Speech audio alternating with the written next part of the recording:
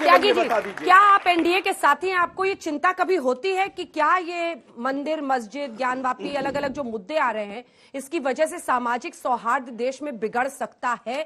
Kerosene oil की बात जो राहुल गांधी कर रहे हैं, उस पर भी आपकी टिप्पणी। देखिए, ज्ञानव्यापी मस्जिद को लेकर के सुप्रीम कोर्ट की जो बेंच बैठी है, उसकी 2 लाइनें मैं बताना चाहता हूँ, और जो मेरे नौजवान साथी बैठे हैं इनके लिए भी। एक तो उन्होंने कहा है, जो उन्होंने कहा शिवलिंग की सुरक्षा होनी चाहिए, वजू होना चाहिए, वो तो अलग है। तो एक तो इन्होंने कहा है जो महत्वपूर्ण है हम सब लोगों के लिए, दाएं बाजू के लिए भी, बाएं बाजू के लिए भी, ये मामला बेहद जटिल व संवेदनशील है। ऐसे में हमें लगता है कि इसकी सुनवाई ट्रायल जज द्वारा होनी चाहिए, एक। दूसरा, देश में एकता का माहौल बना रहना चाहिए। हीलिंग टच देने यानी मरहम रखने की जरूरत है, ये उन्होंने कहा है। उसी पे मैं आपसे कहना चाहता हूँ, मरहम लगा रही है क्या बीजेपी? तो मैं उसी पे कहना चाहता हूँ जो मेरे बहुत पुराने मित्र और साथी सुधांशु जी ने कहा है, उसी को मैं आगे बढ़ाना चाहता हूँ।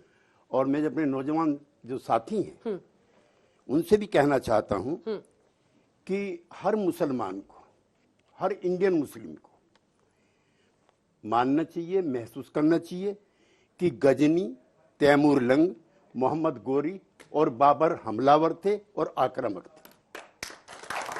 उसके लिए कोई आदर, संभाव का भाव किसी भी मुसलमान, इंडियन मुस्लिम के दिमाग में नहीं रहना चाहिए।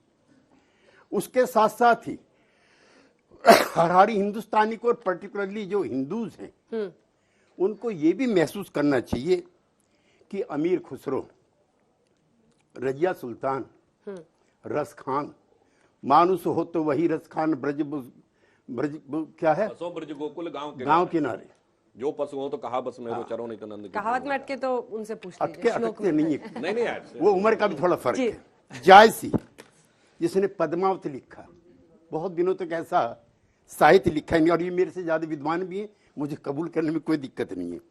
शेर शाह, जिन्होंने कृष्ण भक्ति के और भक्ति काल के गीत लिखे हों, चाहे वो रसखान हो, जायसी हो, चाहे रजिया सुल्तान हो, अमीर खुसरो हो, उस पे हिंदुस्तानी हिंदुओं को भी मान होना चाहिए, जैसा मैंने पहली बार कहा। ठीक है। अब इसमें जो आज जो माहौल है, जो पिछला माहौल, तो उसमें एक फर्क है।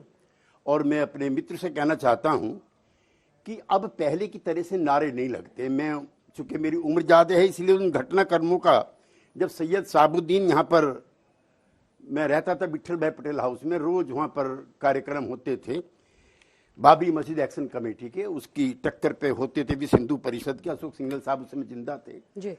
लेकिन मैं बहुत प्यार से कहना चाहता हूं, आपकी पार्टी को कुछ ना कुछ प्रयास ऐसे जरूर करने चाहिए थे कि वो आग बुझे। 52 से मैं और पीछे जाऊंगा और तटस्थ होकर कहना चाहूंगा कि उस जो मूर्तियां रखी गई वो आपके कार्यकाल में, दरवाजा खुला वो आपके कार्यकाल, शिलान्यास हुआ वो आपके कार्यकाल में। तो सारी चीजों के लिए और सारे आरोपों से आप भी मुक्त नहीं हो सकते। आज जो है, आज कल जैसे नारे नहीं लग रहे हैं, कसम राम की खाते हैं मंदिर वहीं बनाएंगे। बीजेपी के किसी भी प्रवक्ता ने आज तक और अभी तक ये नहीं कहा कि हम अदालत का फैसला नहीं मानेंगे, हमारी आस्थाओं का सवाल है। उस जमाने में नारे लगते थे, लिहाजा अदालत में मामला चला है। इतना मेरा जरूर कहना है आपसे भी, आपकी बिरादरी से भी, अपनी बिरादरी से भी, इन सवालों को अतिरंजित करने का प्रयास ना करें। हमने 90 की और उसके बाद की हिंसा देखी है।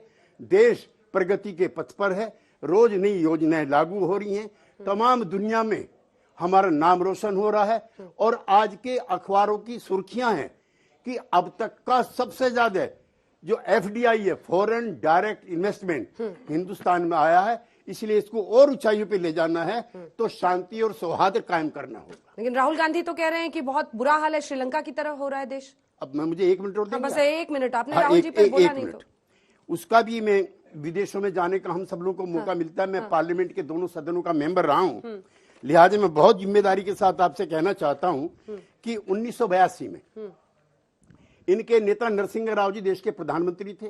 कश्मीर को लेकर के यूएन में हमारा पक्ष कमजोर हो गया था। ह्यूमन राइट कमीशन 1992 में, ह्यूमन राइट कमीशन जो था उसकी मीटिंग होगी जेनेवा में, लग रहा था कि भारत का पक्ष कमजोर होगा। नरसिंहा राव जी ने बड़ापन दिखाया, ऑल पार्टी डेलीगेशन जेनेवा में गया, जिसके नेता थे श्री अटल बिहारी वाजपेयी, फारूक अब्दुल्ला और अंसारी साहब जो उपराष्ट्रपति गए हैं, और एक और सज्जन। जब अटल जी को देखा वहां के विदेश मंत्री ने तो पूछा कि आप यहाँ कैसे, ये तो कश्मीर पे है।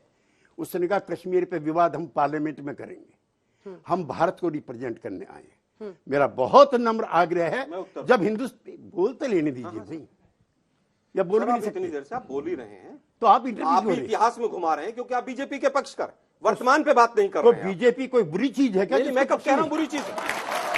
मैं कब कह रहा हूं बुरी चीज है? लेकिन आप जैसे सीनियर लीडर को केवल बीजेपी को बचाना हो, वो शोभा नहीं देता है। बीजेपी आप वर्तमान पर भी बात कीजिए। वर्तमान पर हाँ, कीजिए ना। मुझे कंक्लूड करने दीजिए। अटल बिहारी वाजपेयी जी आखिरी लाइन है। हाँ। वहां पर गए जी। उन्होंने भारत का पक्ष रखा। हाँ। और कश्मीर को लेकर के हाँ। जो इनकी राय है वो इनके नेता की राय थी अटल बिहारी वाजपेयी की, लेकिन वो भारत की तरफ से गए थे, इसलिए उन्होंने भारत का पक्ष रखा। मैं चाहता हूं कि राहुल गांधी जब भी विदेश में हो तो भारत का पक्ष रखें।